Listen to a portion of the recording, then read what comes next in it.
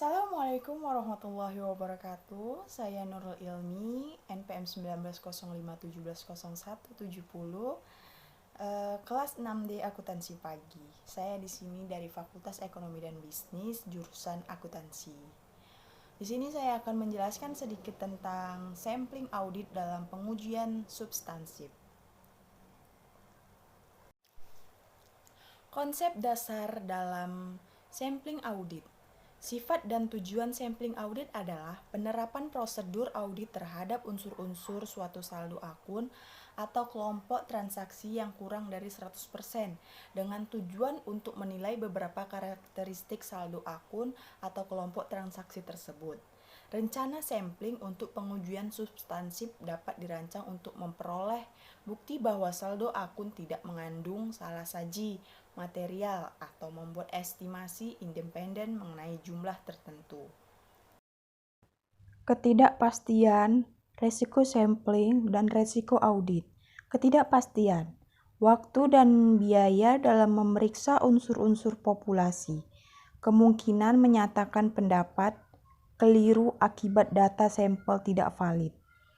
Resiko sampling ada dua. Yang pertama itu resiko keliru menerima atau bisa disebut dengan resiko beta.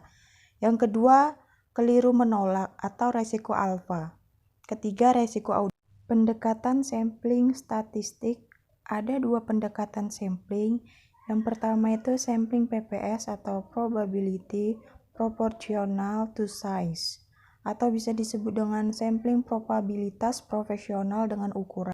Dan yang kedua itu sampling variabel klasik. Perbedaan keduanya, sampling PPU berdasarkan teori sampling atribut, sedangkan sampling variabel klasik berdasarkan teori distribusi normal. Sampling PPS adalah pendekatan yang menggunakan teori sampling atribut untuk membuat kesimpulan dalam jumlah nominal, bukan dalam tingkat penyimpanan. Bentuk sampling ini dapat digunakan dalam pengujian substansif atas transaksi dan saldo akun. Tujuan utama atas sampling ini adalah untuk mengestimasi secara independen nilai kelompok transaksi atau saldo. Probabilitas sampling proporsional dengan ukuran atau bisa disebut sampling PPS dapat tepat apabila yang pertama, jumlah unit yang ada dalam populasi dan variabilitasnya tidak diketahui. Dan yang kedua, populasi hanya berisi saldo debit. Yang ketiga, dalam populasi diperkirakan tidak ada salah saji atau hanya sedikit salah saji saja. Rencana sampling. Ada beberapa rencana sampling. Yang pertama itu menentukan tujuan rencana. Tujuan rencana sampling adalah untuk memperoleh bukti bahwa saldo akun yang dicatat tidak salah saji secara material. Yang kedua itu menentukan populasi dan unit sampling. Populasi terdiri dari kelompok transaksi atau saldo akun yang diuji. Untuk setiap populasi, auditor harus memutuskan apakah seluruh item tersebut akan diikutkan. Yang ketiga, menentukan ukuran sampel. Rumus untuk menentukan ukuran sampel, N sama dengan nilai buku populasi yang diuji dikali dengan faktor reliabilitas untuk resiko kesalahan penerimaan dibagi dengan salah saji yang dapat ditoleransi dikurang salah saji yang diantisipasi dikali dengan faktor ekspansi untuk salah saji yang diantisipasi. Selanjutnya, menentukan metode pemilihan sampel. Metode pemilihan sampel yang paling banyak digunakan dalam sampling adalah pemilihan sistematis. Selanjutnya, melaksanakan rencana sampling. Dalam fase perencanaan, auditor memahami prosedur auditing yang sesuai untuk menentukan nilai audit setiap unit logis yang ada dalam sampel. Selanjutnya, mengevaluasi hasil sampel. Dalam mengevaluasi hasil sampel, auditor memperhitungkan batas atas salah saji dari data sampel dan membandingkannya dengan salah saji yang dapat ditoleransi dalam perancangan sampel. Mengevaluasi hasil sampel. Jika salah saji diperoleh, maka faktor cadangan resiko sampling terdiri dari satu komponen yang disebut dengan presisi dasar. Rumusnya PD sama dengan FK dikali IS. Jika salah saji ditemukan, maka auditor harus menghitung proyek total salah saji dalam populasi maupun cadangan resiko sampling untuk menentukan batas atas salah saji untuk salah saji terlalu tinggi.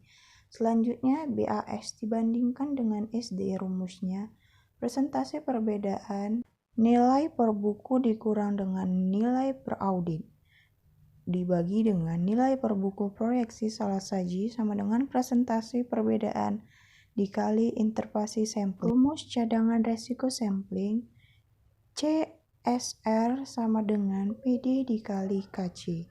Keterangannya, PD sama dengan presisi dasar dan KC kenaikan cadangan yang disebabkan oleh salah saji. Keuntungan sampling PPS lebih mudah digunakan karena auditor dapat menghitung ukuran sampel dan mengevaluasi hasil sampel secara langsung atau dengan bantuan tabel. Ukuran sampel PPS tidak didasarkan pada beberapa ukuran penyimpanan yang diestimasi pada nilai audit. Sampling PPS secara otomatis menghasilkan sampel yang sudah. Kekurangan sampling PPS. Sampling PPS mengandung asumsi bahwa nilai audit unit sampling harus tidak kurang dari 0 diantisipasi. Pertimbangan perancangan khusus diperlukan. Pemilihan saldo 0 atau saldo dengan tanda yang berbeda memerlukan pertimbangan khusus. Evaluasi PPS dapat melebihi ASR jika salah saji ditemukan dalam sampel. Sampling variabel klasik. Ada 3 metode. Yang pertama, mean per unit atau MPU. Yang kedua, selisih. Dan yang ketiga, rasio. MPU. Sampling estimasi MPU meliputi penentuan nilai audit untuk setiap unsur dalam sampel. Rata dari nilai tersebut dihitung dan dikalikan dengan jumlah unit dalam populasi, diperoleh taksiran total nilai populasi.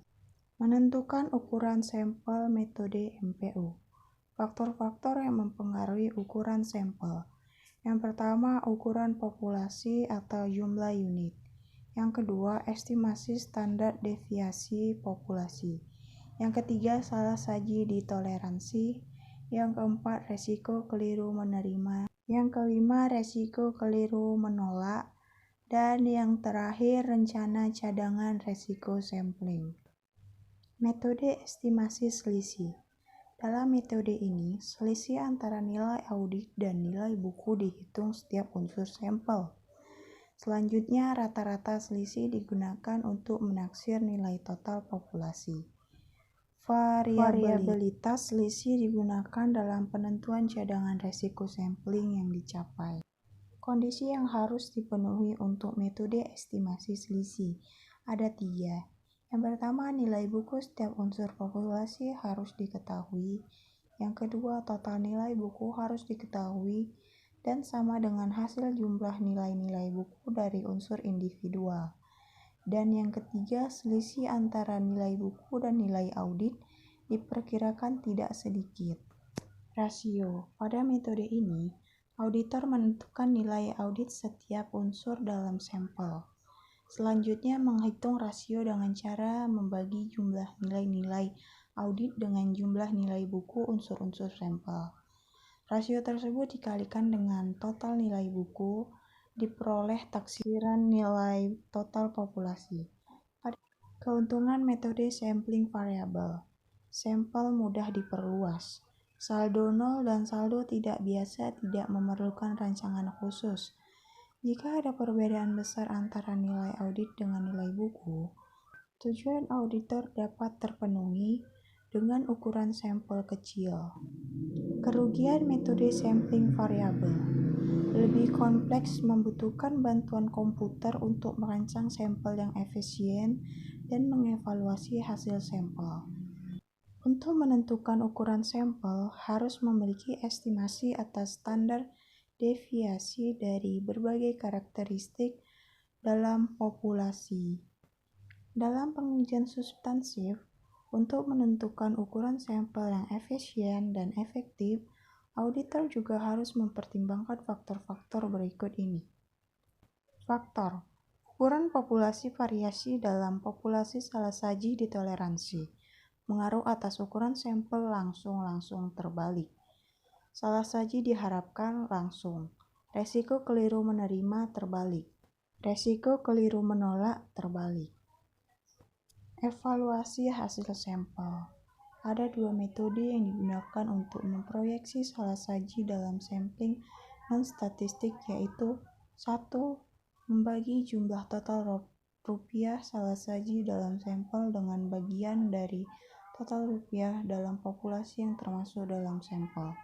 Yang kedua, mengkalikan rata-rata selisih antara nilai audit dengan nilai buku dari unsur-unsur sampel dengan jumlah unit dalam populasi.